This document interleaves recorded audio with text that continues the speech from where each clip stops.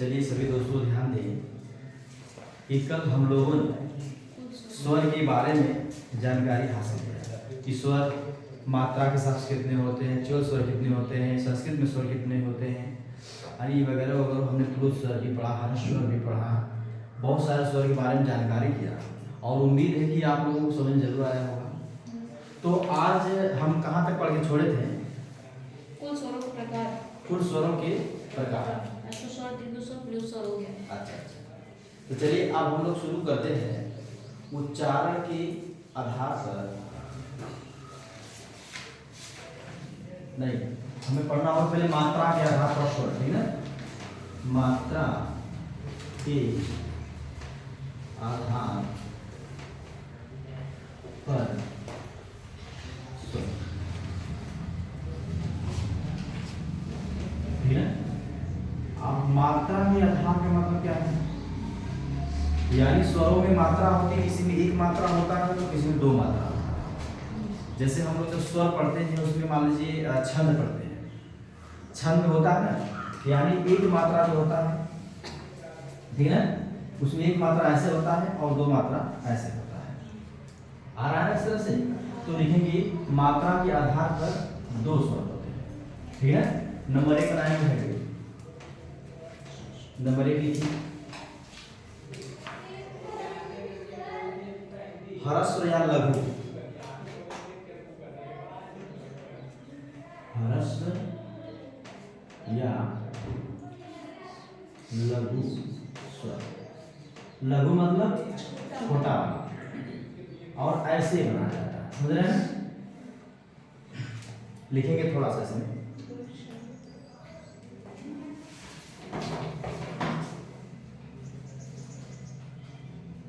हो गया? लिखेंगे आ, लिखेंगे लघु अ ई उ री, अ ई उ और री, ठीक है? ये क्या है? यही हमारे लघु स्वर है, ठीक है? इसमें देखिए क्या है, जो हमारे हर्ष स्वर है, हर्ष स्वर मतलब ये होता है कि जिसमें हम एक मात्राओं को समझ ले रहे हैं। पहले हमने डेफिनेशन में लिखाए थे कि जहाँ एक मात्राओं को समय लगता है उसे हर्ष स्वर कहते हैं, जहाँ दो मात्राओं को समय लगता है उसे दीर्घ स्वर कहते हैं, जहाँ 3 मात्राओं को समय लगता है उसे प्लुत स्वर कहते हैं, ठीक है? तो हमें क्या पढ़ना? हर्ष स्वर मतलब जहाँ एक मात्रा इस तरह से, इसमें भी एक है, इसमें भी एक है, इसमें भी एक है, इसमें भी एक है, एक मात्रा वाला है, तो इसको हम क्या कहते हैं? लघु स्वर कहते हैं। समझ में आ गया? अब उसके बाद लिखेंगे गुरु। देखिए दूसरा नंबर लिखिए दीर्घ, दीर्घ कोष्ठ में गुरु,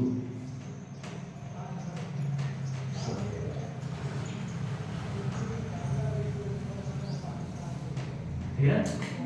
अब गुरु का मतलब होता है जहां डबल मात्रा से आ गया, देखा है ना, ये आ गया ना, तो इसमें क्या होता है कि इसमें देखो जब आग मात्रा लग जाएगी इसमें डबल मात्रा हो जाएगी इस तरह से, ठीक है? यानी गुरु हो गया। जब आप लोग छंद पढ़ेंगे तो ये मात्रा आपको गिन गिन के निकालना पड़ेगा। कैसे निकाला जाता है? एक जिसमें एक मात्रा उसमें एक लगाएंगे, जिसमें डबल मात्रा उसमें यस का चिन्ह लगाएंगे। तो लिखेंगे थोड़ा सा आ ई उ ए ऐ, आ ई उ, आ ई उ आ ई उ ए ऐ ओ औ। 1 2 3 4 5 6 7 और हो गया?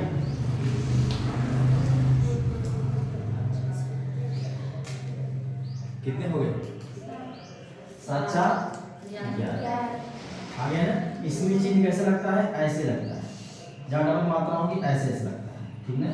क्योंकि बड़ाऊ है, ए है, ऐ है, ओ है, और जितने भी क्या है ये डबल मात्रा वाले। इसको अब जब हम लोग वहाँ पढ़ेंगे छंद को, यही चीज़ हमको याद रखना होगा, कहाँ डबल लगाना है, कहाँ एक लगाना है, ठीक है? आगे समझे? ठीक है। अब नेक्स्ट लिखिए आप लोग, उच्चारण या ओष्ठ के आधार पर स्वर। उच्चारण या ओष्ठ के आधार पर स्वर। उच्चारण या ओष्ठ के आधार पर स्वर।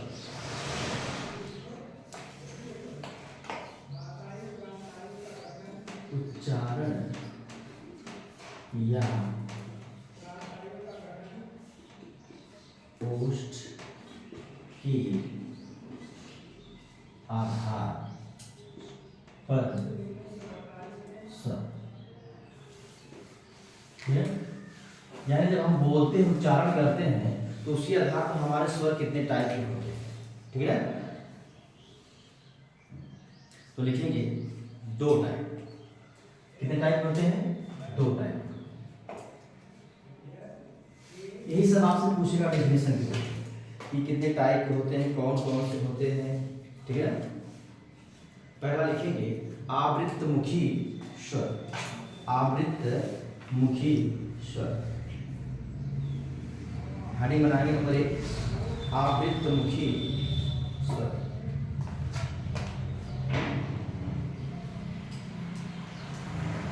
आवृत्तमुखी स्वर। आवृत्तमुखी स्वर।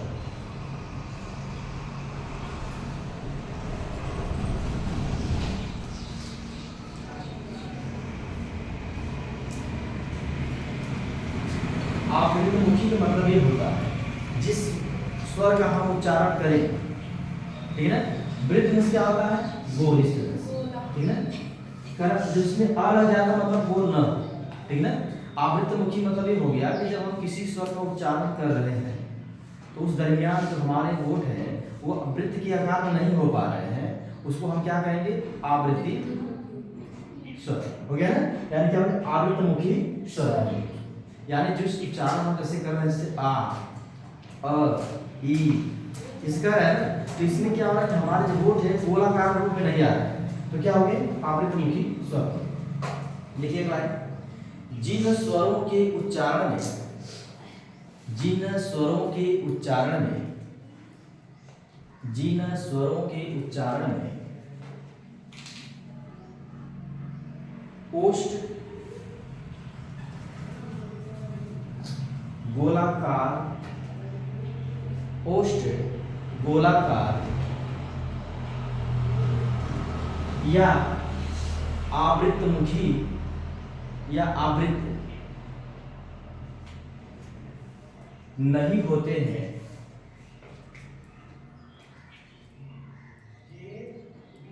उन्हें आवृत्तमुखी स्वर के नाम से जानते हैं। ठीक है ना, जैसे लिख लीजिए, जैसे कौन कौन से लिखेंगे, जैसे अ, आ, ई, ए, ऐ। जैसे अ, आ, ई, ए और ऐ। आप बताइए क्या इसको बोलने का आपको बोल हो रहा है? नहीं हो रहा है। इसलिए क्या होगा, जितने हो जाएंगे कि जितने भी आपको दिखाई दे रहे हैं वर्ड, ये सब क्या हो जाएंगे? आवृत्तमुखी वर्ड हो जाएंगे। बात समझ में आ गया? आप लिखेंगे वृत्तमुखी वर्ड या स्वर। वृत्तमुखी स्वर। वृत्तमुखी स्वर।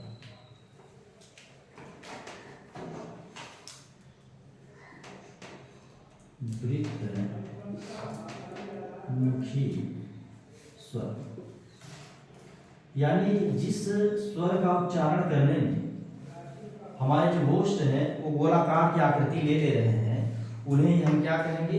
आवृत्तमुखी, वृत्तमुखी स्वर कहेंगे। ठीक है ना, तो लिख सकते हैं आप डेफिनेशन अपने आप, जिन स्वरों के उच्चारण में, जिन स्वरों के उच्चारण में ओष्ठ गोलाकार, ओष्ठ गोलाकार या वृत्तमुखी हो जाते हैं, वृत्तमुखी हो जाते हैं, उन्हें वृत्तमुखी स्वर के नाम से जाना जाता है।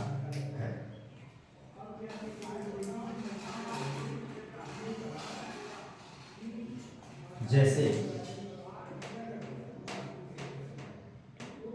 कौन हो जाएगा, जैसे ऊ बोले आपने, जैसे ऊ बोले तो अपना जैसे वोट है गोल हो जा रहा है, ऊ हो गया रोज ना, ऊ और क्या हो जाएगा, ओ आओ, ओ आओ। और इसमें एक आगत भी आता है, ठीक है ना। आगत का मतलब हमने कल आपको बताया था, लेकिन ये अपवाद में होता है, ठीक है। इसको जब काउंट करेंगे तो इसमें नहीं लिखेंगे हम लोग, लेकिन फिर भी जैसे आगत में भी इसको हम लिखा जाता है इसमें, लेकिन काउंटिंग में जैसे नहीं माना जा सकता है कभी कभी। तो लेकिन ऊ औ हमारे क्या है, ये वृत्तमुखी स्वर है। जैसे जिसको बोलने में, जिस स्वर को हम बोल रहे हैं उसको बोलते समय हमारा जो मुख है वो गोल हो जा रहा है। बस सीधा कॉन्सेप्ट है ये, जब गोल हो जा रहा है, जैसे आप ऊ बोल कर देखिए, वो हमारे हल्का गोल हो जा रहे हैं, ऊ बोले अभी गोल हो जा रहे हैं, वो आओ बोले अभी गोल हो जा रहा है। लेकिन बाकी उसके ऊपर हमने जब बोला था अ ई, ये सब गोल नहीं हो रहे थे, ठीक है। इसलिए क्या है, ये वृत्तमुखी स्वर है। आगे समझ में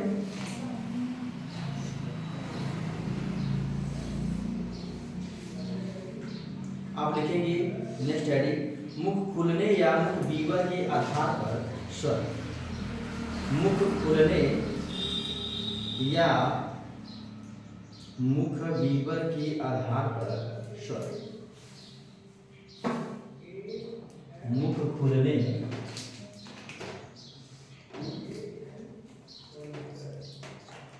मुख खुलने या मुख बीवर के आधार पर स्वर, ठीक है। कितना होगा, मुख खुलने या मुख कितने हो जाते हैं, चार। अगर आपसे संख्या पूछता है कितने होते हैं तो 4। नंबर 1 क्या होगा, हाँ विवृत स्वर लिखेंगे। अब विवृत स्वर लिखेंगे, अर्ध पहले समृद्ध होता है जी, पहले समृद्ध होता है, समृद्ध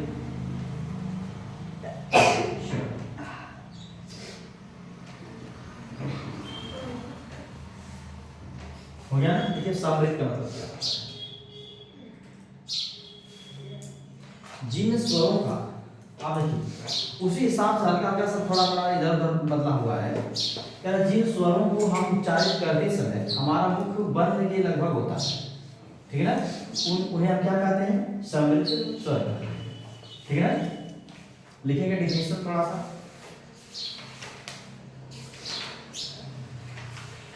जिन स्वरों के उच्चारण में, जिन स्वरों के उच्चारण में, जिन स्वरों के उच्चारण में मुख बंद रहता है,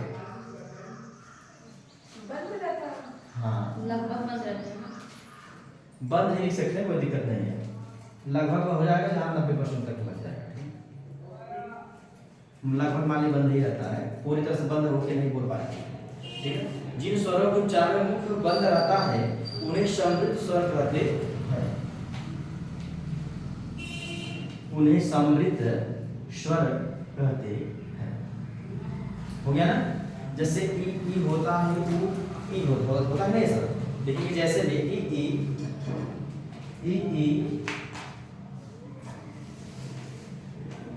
और ऊ आ गया ना, यही होते हैं चलने वाले, क्या होते हैं, समृद्ध स्वर, ठीक है ना। जैसे आप मान लीजिए इसको एक ले लीजिए और इसको एक ले लीजिए, बना दीजिए, क्या बन रहा है, उई हो रहा है। अगर इस तरह से आप सब बोल रहे थे कि आपका मुख खुल रहा है, हल्का से मुख खुल रहा है, लेकिन हम बंद के बराबर समझते हैं, ठीक है ना। तो क्या होता है, ई ऊ क्या होते हैं, समृद्ध स्वर। हो रहा है नहीं हो रहा, आपको जरा कोई, तो आपका मुंह बंद है, बस हल्का सा खुला है, और उस तरह से आवाज निकली है, इसको कहते हैं। आगे समझ में लिखेंगे। नेक्स्ट दूसरा अर्ध समृद्ध स्वर स्वर, अर्ध समृद्ध स्वर।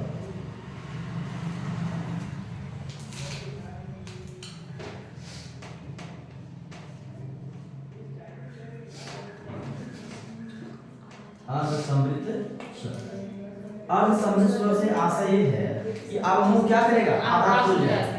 अर्ध मतलब आधा होता है, ये खुल जाएगा। जब ये खुल जाएगा तो उसे क्या करेंगे, अर्ध समृद्ध स्वर करेंगे। लिखिए जैसे, और उससे पहले डेफिनेशन लिखिए। Yes sir. जिन स्वरों के उच्चारण में,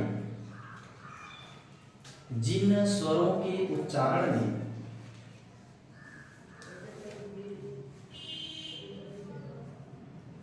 जिन स्वरों के उच्चारण में मुख समृद्ध की अपेक्षा, समृद्ध की अपेक्षा थोड़ा अधिक खुलता है, थोड़ा अधिक खुलता है, उसी अर्ध समृद्ध स्वर कहते हैं।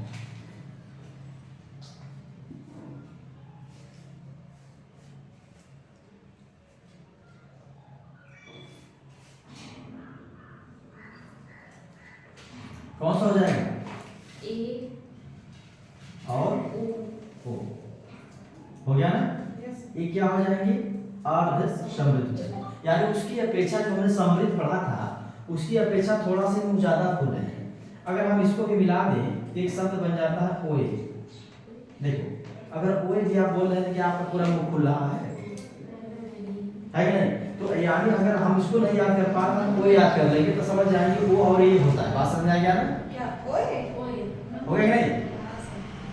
ऐसा ही आप प्रति को याद कर सकते हैं, कॉन्सेप्ट बना लिखेंगे। विवृत स्वर, तीसरा नंबर पे विवृत स्वर।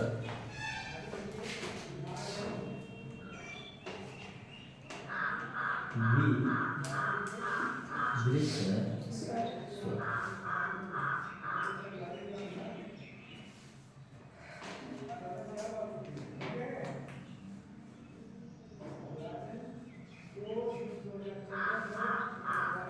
अब विपरीत का मतलब होता है कि जब हम जिस स्वर का उच्चारण करेंगे उसमें हमारा मुख सबसे ज्यादा खुलेगा, समझ रहे हैं ना, उसे हम क्या कहेंगे, विपरीत स्वर के नाम से जानेंगे।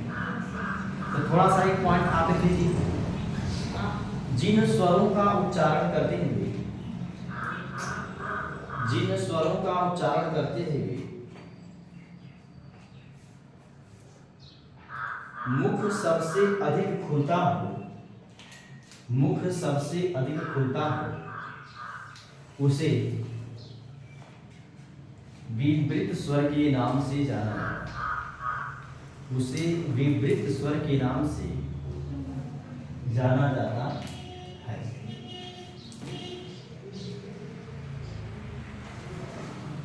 समझा गया, यानी जिसका भी उच्चारण हम कर रहे हैं, जिस स्वर उच्चारण कर रहे हैं, अगर हमें लगता है, आवाज होता है कि हमारा मुंह ज्यादा ही खुल रहा है, ठीक है, जैसे आप फुल्की खा रहे हैं, कितना बड़ा मुंह बातें आता ही नहीं आता है, इसका मतलब जब आप बोलते हैं उसका मतलब ये सबसे ज्यादा मुंह खुल रहा है हमारा वहां, है कि नहीं।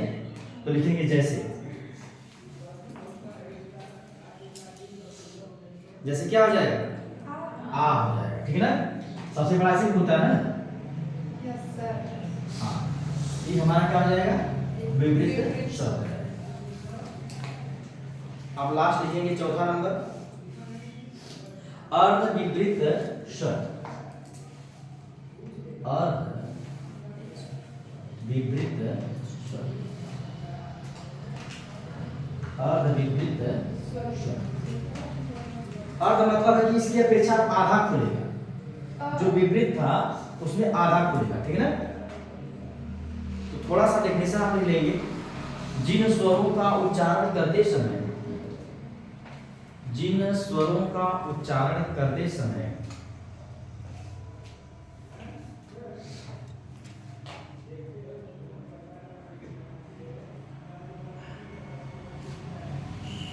विपरीत स्वर की अपेक्षा, विपरीत स्वर की अपेक्षा मुख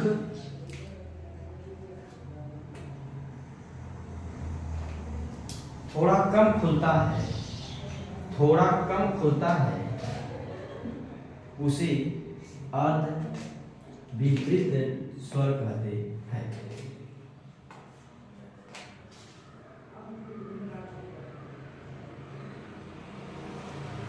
हो गया ना? कौन कौन हो जाएगा? और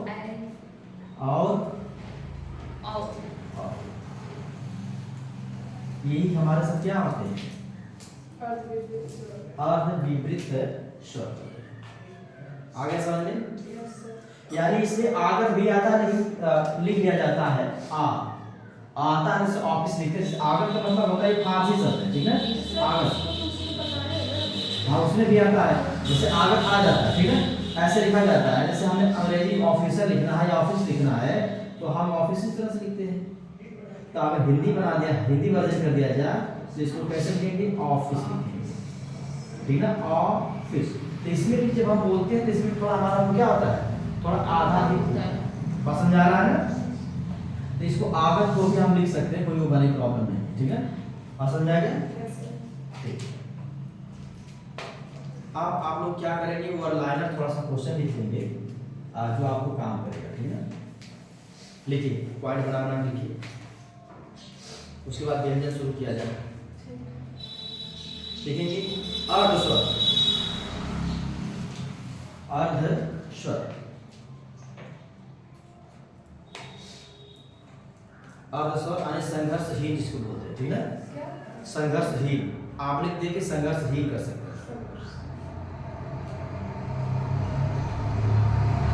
लिखिए कौन कौन से होते हैं? यह और वह, यह और वह, ये क्या होते हैं?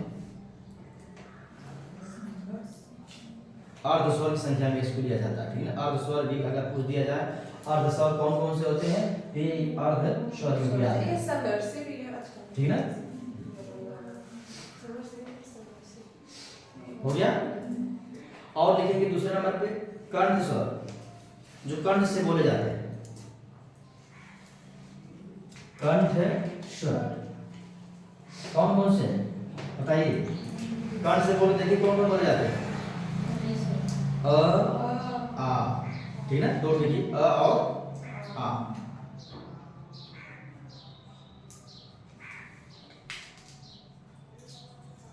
हो गया? लिखेंगे प्राकृतिक स्वर। नेक्स्ट पॉइंट, प्राकृतिक स्वर। प्राकृतिक स्वर कौन कौन से होते हैं? तो अ ई उ, ठीक है?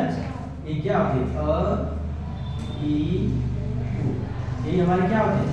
ये प्राकृतिक स्वर, ठीक? नहीं इसमें नहीं जाएगा। नेक्स्ट लिखिए तालव्य स्वर। तालु, तालव्य स्वर कौन कौन से होते हैं? ई, ठीक। तालव्य स्वर में लीजिए ई और बड़ी ई होता है, ये होते हैं तालव्य, ठीक? और लिखिए मूर्धन। हाँ मूर्धन मतलब क्या होता है? री होता है, ठीक ना? यही वाला जो री है ये मूर्धन्य होता है, री। मूर्धन्य में लिखेंगे री। मूर्धन्य मतलब मूर्धा से जो बोला जाता है, जैसे री, आपका जो जीभ है जाके क्या मूर्धा में टकरा रही है और री और रगड़ खा रही है, रगड़ खाने के बाद वाइब्रेट होकर आवाज निकल रही है, ठीक है ना? उसे क्या कहते हैं? मूर्धा कहते हैं। आप लिखेंगे ओष्ठ स्वर। ओष्ठ स्वर कौन कौन से होते हैं? उ उ, यानी मूल रूप से क्यों बोले जाए? ओठ से बोले जाए। अगर ओठ बंद खोल दिया जाए तो वो नहीं बोल पाएंगे। एक बार बोल के देखेंगे तभी नहीं बोल पाएंगे, ठीक है? इसलिए क्या होता है? उ उ। नेक्स्ट लिखिए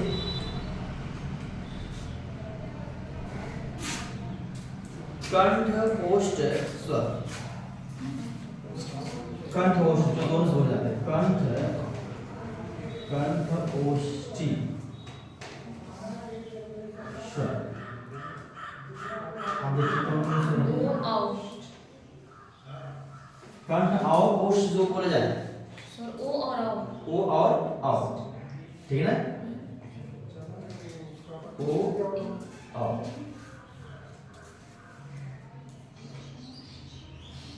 कंठ तालुब से बोले जाते हैं, कंठ तालब,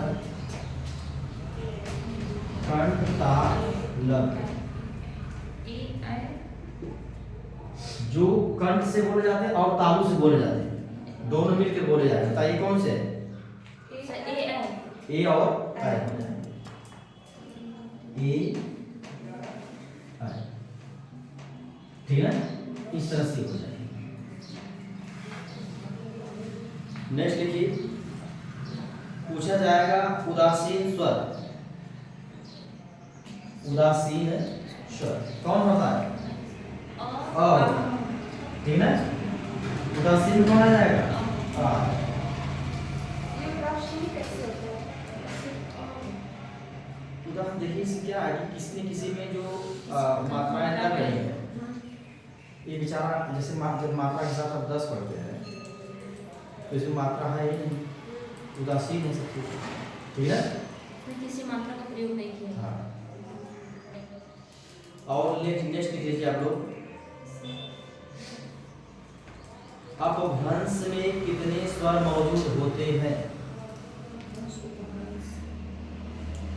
अपभ्रंश में कितने स्वर मौजूद होते हैं?